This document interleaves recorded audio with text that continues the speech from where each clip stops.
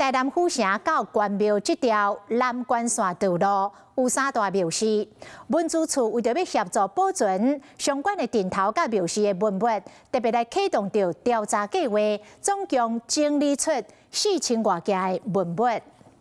台南市府文资处要协助南关线的庙寺文化保存，针对3大庙王石甲游社来启动计划调查。第一期是林寿宫境内角头庙甲电头为主，拢总有14间庙，4000多项文物。电头的数量非常的多，有超过50个电头吼，所以讲这个电头的文物，让透过一个计划来去做一个清查，做一个列册吼。这个调查出来文物包括日本时期宋江镇的面谱，佮有记录，甚至是林寿宫开基保生大帝的形象，展现当地悠久的信仰文化。较趣味的就是我有看到这地方每一间庙每一个角头，因的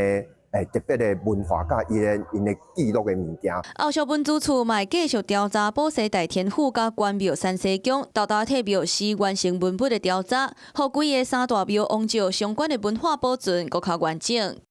Hello， 我是郑雅芳。想要抢先掌握最及时的新闻资讯吗？赶快订阅、按赞、开启小铃铛，锁定华视新闻 YouTube 频道。